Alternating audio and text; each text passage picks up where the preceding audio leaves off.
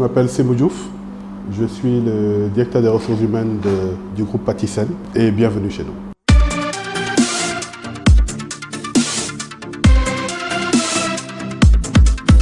L'emploi se porte bien, c'est un secteur extrêmement dynamique parce que je pense qu'aujourd'hui c'est un secteur en pleine croissance dans la mesure où nous avons une certaine tendance au retour à la consommation des produits du terroir, des produits locaux. Et l'industrie alimentaire est justement là pour apporter cette transformation nécessaire à la conservation et à la consommation par nos populations.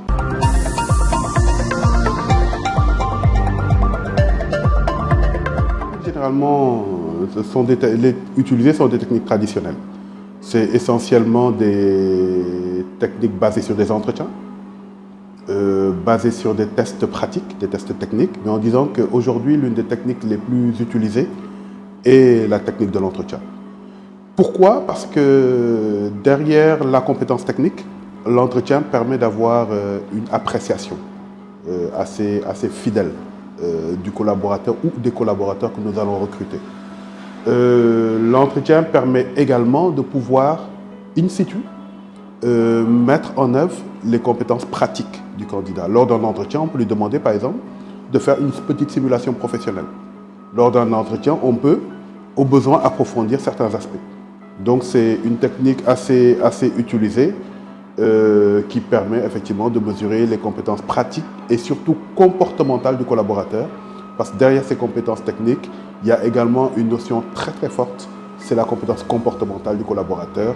C'est behaviors, comme l'appellent les Anglais.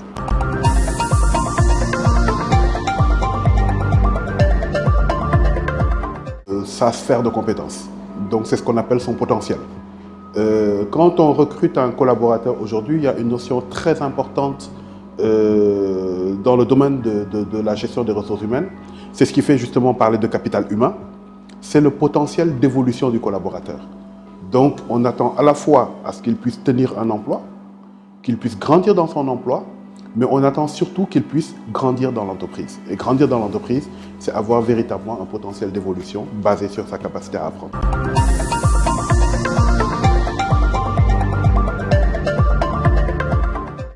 Bon, déjà, on va revenir un peu sur la chronologie de l'entretien.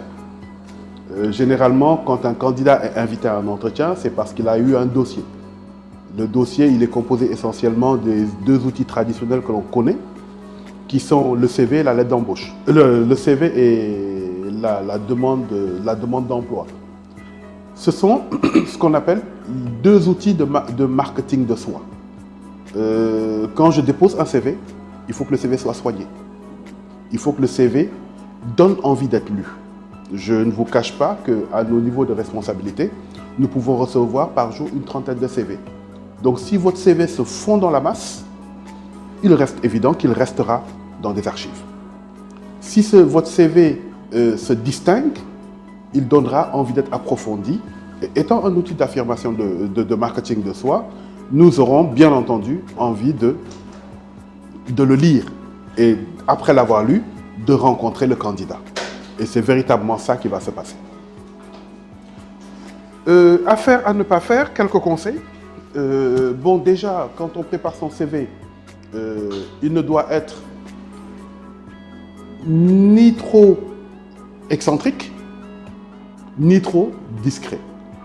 Un CV en deux couleurs peut être un CV agréable, avec des choses mises en bleu pour montrer les particularités sur une écriture noire. On ne met jamais un CV en recto verso, on le met en recto. Quand quelqu'un a moins de 5, moins de 10 ans d'expérience et qu'il met un CV étalé sur 4 pages, ça ne fait pas sérieux. Le CV, il doit être, comme je le disais tout à l'heure, le plus résumé possible. C'est une page synthétique qui ressort les grands aspects de sa formation et de sa carrière, qui ressort des chiffres qui sont des chiffres cohérents et surtout qui met en avant une personnalité. Et surtout, il n'y a pas de CV classique.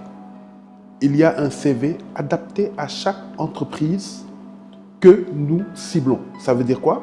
Ça veut dire que le CV est véritablement un outil de marketing de soi dont l'objectif est de déclencher un entretien.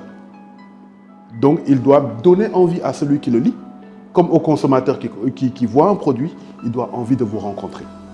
Des choses donc à faire, c'est que le CV, il est lisible, il est synthétique, il est agréable, il est sans coquilles. Et j'insiste beaucoup, parce qu'un CV avec des coquilles ne donne également pas envie d'être vu. Qu'est-ce qu'il faut faire quand on a déclenché ce rendez-vous? On arrive à l'entretien, qui est la deuxième phase essentielle, et je peux dire l'avant-dernière phase du processus de recrutement. Dans la pratique, on a souvent deux niveaux de sélection. On a ce qu'on appelle une grande commission qui va être suivie d'une petite commission. Il faut, après avoir été retenu sur dossier, passer à cette premier entretien qui est la grande commission. La grande commission qui va essentiellement être un entretien technique dont l'objectif est de vérifier vos compétences techniques par rapport au poste. Donc avant d'y aller, ayez une idée assez précise du poste à pourvoir, ayez une idée assez précise de l'entreprise, ou si vous ne connaissez pas l'entreprise, parce que certaines entreprises effectivement peuvent se cacher dans un cabinet de recrutement, du secteur d'activité. Ayez une compétence assez précise des compétences attendues par rapport au poste dont on vous a parlé. Vérifiez, essayez de faire la corrélation entre les compétences attendues sur le poste et les compétences que vous avez en vous, réelles ou potentielles, et essayez de trouver un mariage entre les deux, parce qu'il est évident que l'entretien va essayer de remarier les deux. Et surtout, soyez précis à la fois sur vos compétences techniques et sur vos compétences de leadership ou comportementales. C'est ce que les Anglais appellent les hard et les soft skills. Les hard skills, ce sont les compétences techniques. Quand je recrute un assistant RH, j'attends ce qu'il connaisse les métiers RH.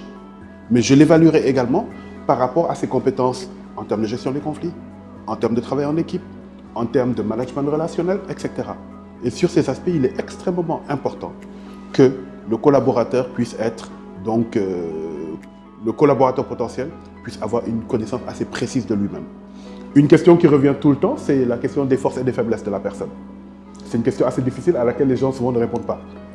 C'est le genre de questions qui doivent permettre d'avoir fait son introspection et de pouvoir apporter des réponses. Et l'entretien, généralement, va se dérouler en 3 phases. C'est une phase de connaissance et de découverte, donc dans laquelle l'intervieweur va vous donner la parole pour vous présenter. Une phase d'échange par rapport aux différentes questions. Une phase de conclusion dans laquelle, normalement, le recruteur répond aux questions du recruté et en fait, on prend un certain nombre de rendez-vous par rapport à la suite à apporter. C'est la même chose qui va se passer en petite commission, qui est la dernière phase de l'entretien, dans laquelle c'est essentiellement des gens assez élevés dans le top management de l'entreprise, selon le poste à recruter, qui vont justement maintenant mener ce deuxième entretien avec vous. En disant que les entretiens peuvent être de différentes formes, on peut avoir des entretiens en ce qu'on appelle entretien basé sur les compétences, c'est-à-dire que le collaborateur va passer par différentes personnes en entretien individuel, ou il peut passer dans une commission globale, c'est-à-dire que les 3-4 recruteurs sont en face de chaque candidat et discutent avec lui, ou une dernière phase où on peut le faire en focus group. Là, c'est la commission qui va prendre plusieurs candidats et les interviewer en même temps. Ces différentes formes existent, il faut être confortable dans chacune d'entre elles.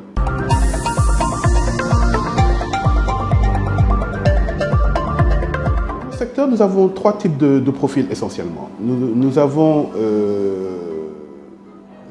des collaborateurs dans l'industrie, nous avons des collaborateurs dans le commercial, quand je dis commercial, c'est marketing et vente, et nous avons des collaborateurs sur les fonctions support. Les fonctions support,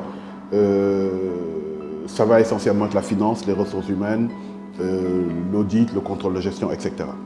En disant que quand je parle dans la fonction industrielle, je mets également la supply chain. Dans la fonction industrielle, vous avez toute la chaîne de valeur qui va commencer par la supply chain en termes d'approvisionnement, de transit, etc. D'approvisionnement, vous avez les usines qui, elles, leur métier est la production. Dans ces usines, on va avoir essentiellement 3 ou 4 métiers. Ça va être la production, ça va être la qualité, ça va être la maintenance, donc tout ce qui est technique, électromécanique, électrique, etc. Et dans ces différents compartiments, nous avons besoin de collaborateurs. Généralement, nous recrutons dans ces différents compartiments. Il y a 3 niveaux en termes d'organisation hiérarchique. C'est essentiellement des techniciens, qui peuvent être des conducteurs machines en production, qui peuvent être des électriciens, des électromécaniciens en production ou en maintenance, qui peuvent être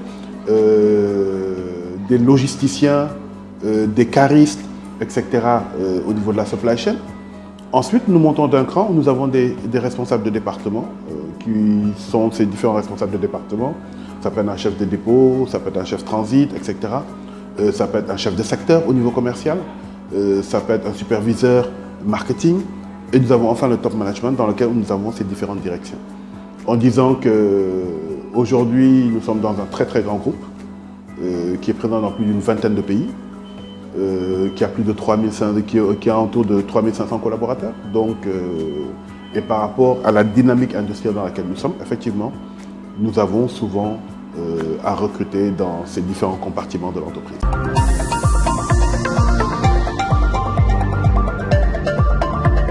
Le choix de formation, c'est comme je vous dis, hein, tout dépend du niveau dans lequel on veut travailler. Est-ce qu'on veut être dans l'exécution? Est-ce qu'on veut être dans la maîtrise inférieure, voire moyenne? Ou est-ce qu'on veut être dans l'encadrement moyen et supérieur? Tout dépend. On peut partir de gens qui ont des CAP, des BEP. Ça, ce sont des gens qui essentiellement vont travailler sur les postes d'opérateurs. On peut avoir des BTS, donc des BTS techniques, électromécanique, ce qu'on appelait EAI. On peut avoir des BTS en gestion commerciale pour travailler donc à la fois ou en conducteur machine pour les BTS électromécanique, etc. ou même être technicien de car. Ou on peut donc avoir un BTS en action commerciale, en marketing, pour aller travailler sur le terrain, donc en termes de commercialisation. Sinon, des diplômes d'ingénieurs sont également recrutés chez nous, des diplômes d'ingénieurs techniques, je veux dire, à la fois sur la partie commerciale, mais également sur la partie... on recrute pas mal d'ingénieurs, de jeunes ingénieurs, en industrie alimentaire, en électromécanique, en génie électrique, etc. etc. Et effectivement, il y a les bachelors et les MBA qui sont également recrutés donc, dans d'autres compartiments de l'entreprise. Les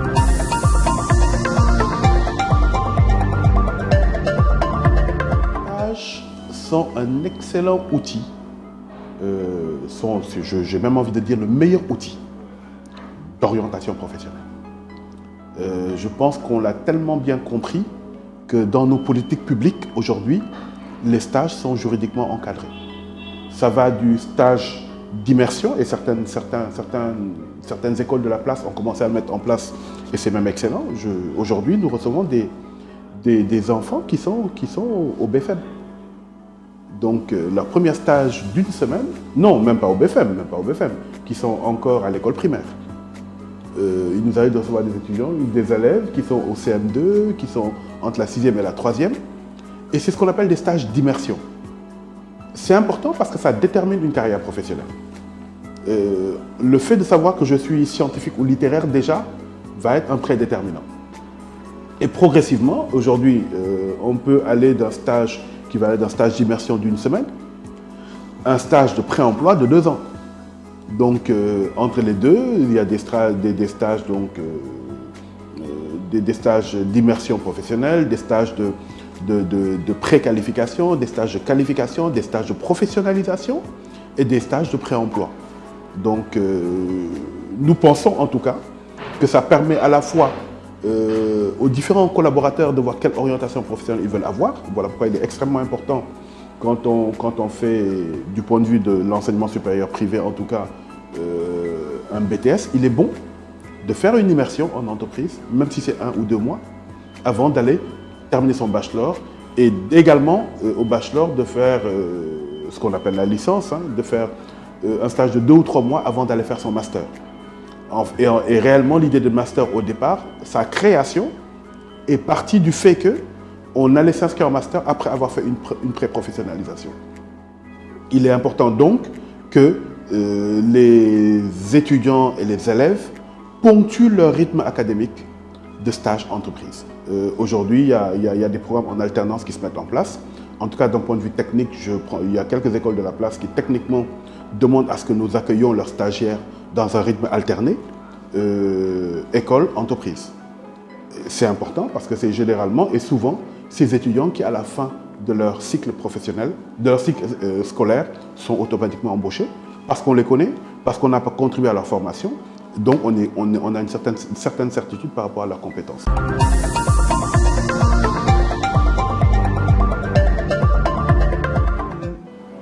Découvre ce secteur avant véritablement de se lancer dedans. C'est un secteur extrêmement intéressant. J'en parle d'autant plus à l'aise que c'est un secteur dans lequel moi j'ai passé beaucoup plus de 10 ans. 10 grosses années de mon expérience professionnelle. C'est un secteur extrêmement dynamique. C'est un secteur dans lequel il faut avoir de véritables capacités, une véritable volonté à apprendre. Il faut y aller de manière régulière. Il faut avoir envie de découvrir de nouvelles choses. Et surtout, le plus important, il faut ponctuer, comme je le disais tout à l'heure, il faut alterner sa formation avec la connaissance du secteur d'activité. Mais c'est véritablement, et je pense que quand on regarde les différentes industries, c'est l'un des secteurs les plus porteurs actuellement. Parce que si vous regardez toutes les ressources naturelles dont dispose l'Afrique, et si vous regardez la croissance exponentielle de nos populations, il est clair qu'il ne se passera pas une journée sans que quelqu'un ait besoin de manger à différents moments de la journée. Donc c'est un peu sur ça que nous pouvons avoir la certitude que c'est un secteur d'avenir.